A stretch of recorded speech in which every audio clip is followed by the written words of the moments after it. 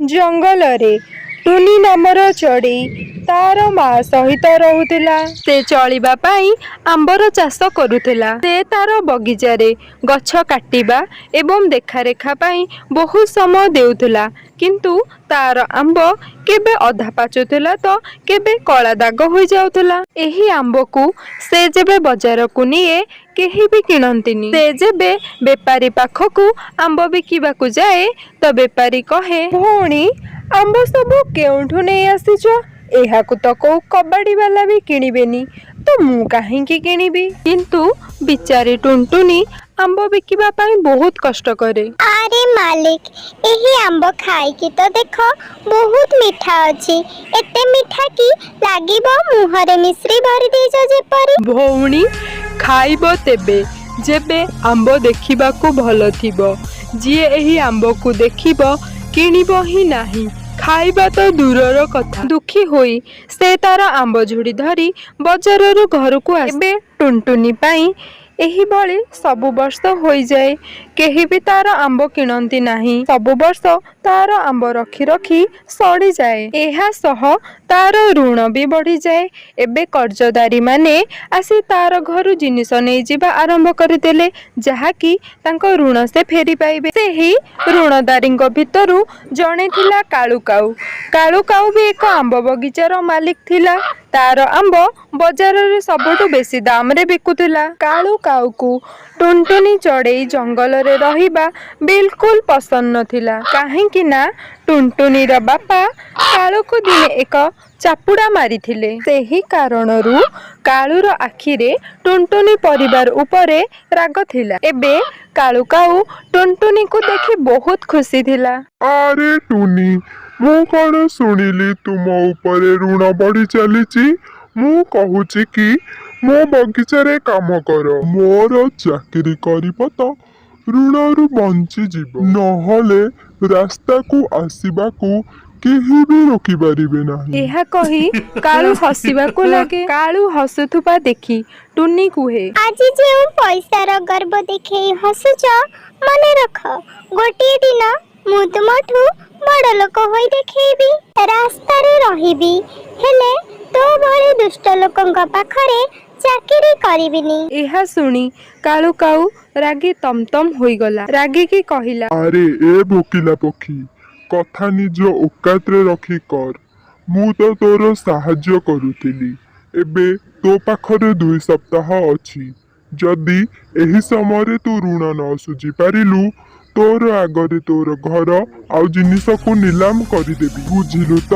ଏହା କହି ସେ କବାଟକୁ ଗୋଇଠା ମାରି ଚାଲିଗଲା। ଟୁନି ତା ମାକୁ କୁହେ, ଆମେ ଏବେ କିପରି ଦୁଷ୍ଟ କାଳୁ କାଉର କରଜ ଏହା ସୁଝିବା? କହି ସେ ତା ମା କୋଳରେ ମୁଣ୍ଡ ରଖି କାନ୍ଦିବାକୁ ଲାଗେ। ତାର ମା ତାକୁ ସାହସ ଦେଇ କହିଲେ, ତୁ ସହରକୁ ଯାଇ କରଜ ଆଣିବାକୁ ଚେଷ୍ଟା କର। କିନ୍ତୁ ସହରର ବେପାରୀ କୌଣସି ଅଜଣାକୁ କରଜ ଦେବାକୁ ମନା କରିଦେଲେ। ସନ୍ଧ୍ୟାରେ ଥକି ଯାଇ ଟୁନି ଯେବେ ଘରକୁ ଫେରୁଥିଲା, ତାକୁ ତଳେ ପଡ଼ିଥିବା ଏକ ସାଧୁ ଦେଖାଗଲେ। ସେ ସାଧୁଙ୍କ ପାଖକୁ ଗଲା। ସେ ଦେଖିଲା କି ସାଧୁ ବାବା ଅଚେତ ଥିଲେ।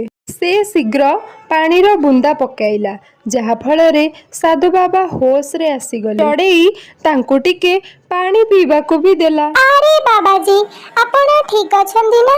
କୌଣସି ଅସୁବିଧା ତ ନାହିଁ? ନାହିଁ ପିଲା, ସବୁ ଠିକ ଅଛି। ବାବାଜୀ, ଏତେ ଗରମରେ ପାଣି ନେଇକି ଚାଲ ନା, ନହେଲେ ପୁଣି ବେହୋସ ହେଇଯିବ। ଠିକ ଅଛି ପିଲା, ତୁ ମତେ ଭଲ ଚଢ଼େଇ ଲାଗୁଛୁ। ତୁ ଆଜି ଏକ ସାଧୁକୁ ସାହାଯ୍ୟ କରିଛୁ। କହ ତୋର କଣ ଦରକାର? ବାବା ମତେ ଆଶୀର୍ବାଦ ଦିଅନ୍ତୁ, ଯେପରି ମୋର କରଜ ଏବଂ ଗରିବ ଦୂର ହୋଇଯିବ। ଏହା ଶୁଣି ବାବା ଥଳିରୁ ଏକ ସୁନ ମଞ୍ଜି ବାହାର କଲେ ଏବଂ କହିଲେ, ତୁ ବୁଣିବା ସମୟରେ ଯେଉଁ ଫଳର ନାମ ନେବୁ, ଏହି ମଞ୍ଜି ସେହି ଗଛର ଫଳ ହୋଇଯିବ। ସେହି ଗଛର ଫଳ ତୁମ ଗରିବପଣ ଦୂର କରିବ। ଏହା କହି ସାଧୁ ଅଲେଖ ନିରଞ୍ଜନ କହି ଆଗକୁ ଚାଲିଗଲେ। ଟୁନି ସେହି ମଞ୍ଜିକୁ ନେଇ ଘରକୁ ଆସିଲା। ପରଦିନ ସାଧୁଙ୍କ କହିବା ମୁତାବକ ସେ ନିଜ ବଗିଚାରେ ପୋତିଦେଲା ଏବଂ ପୋତିବା ସମୟରେ ଆମ୍ବର ନାମ ନେଲା।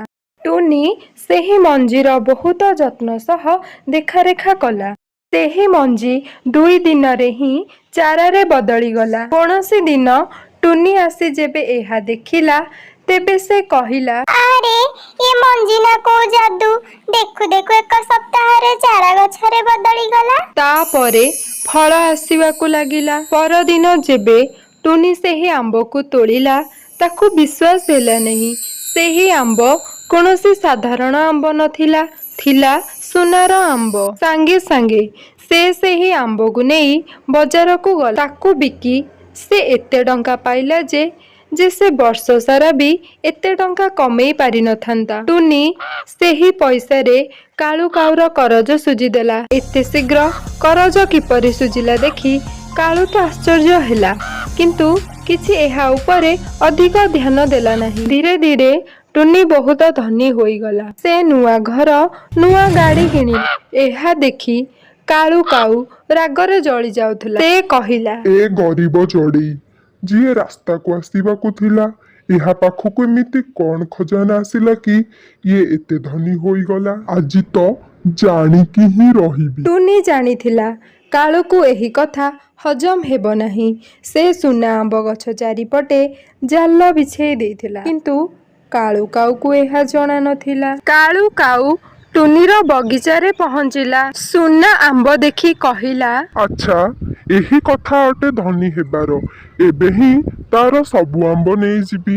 ଏହା କହି ସେ ଆମ୍ବ ପାଖକୁ ଯାଏ। ଯେତେବେଳେ ତାର ଗୋଡ଼ ଜାଲ ଉପରେ ପଡ଼େ ସଙ୍ଗେ ସଙ୍ଗେ ଓଲଟା ଓହଳିଯାଏ। କାଳୁ କାଉ ଜାଲରୁ ବାହାରିବା ପାଇଁ ବହୁତ ଚେଷ୍ଟା କଲା, କିନ୍ତୁ ଜାଲରୁ ବାହାରି ପାରିଲା ନାହିଁ। ସେ ଚିଲେଇବା ଆରମ୍ଭ କରିଦେଲା, ଆରେ ଆରେ, କିଏ ବଞ୍ଚାଅ, ବଞ୍ଚାଅ ଏଇ ଜାଲରୁ ମତେ। ତାର ଚିଲେଇବା ଶୁଣି ଟୁନି ସେଠାରେ ପହଞ୍ଚିଲା। କାଳୁ କାଉକୁ ଜାଲରେ ଫସିଥିବା ଦେଖି କହିଲା, ମତେ ଜଣାଥିଲା ମୋର ଧନୀ ହେବା ତୋ ଦେହ ଜମା ଯିବନି, ସେଥିପାଇଁ ମୁଁ ଜାଲ ବିଛେଇ ଦେଇଥିଲି। ଆରେ ମତେ କ୍ଷମା କରିଦିଅ ଟୁନି, ମୁଁ ପୁଣି ଆଉ ଚୋରି କରିବିନି। ଏବେ ତମେ ମତେ ଜାଲରୁ ବାହାର କରିଦିଅ। କ୍ଷମା ତୁ ତ ପୁଲିସକୁ ମାଗିବୁ। ଏହା କହି ସେ ପୋଲିସକୁ ଡାକି ନେଲା, ଆଉ କାଳୁ କାଉକୁ ପୋଲିସକୁ ଦେଇଦେଲା। କାଳୁ କାଉକୁ ପୋଲିସ ଚୋରି ପାଇଁ ସଜା ଦେଇଦେଲା। ଟୁନି ଦିନ ରାତି କଷ୍ଟ କରି ସହରରେ ଆମ୍ବ ଦୋକାନ କରିଦେଲା।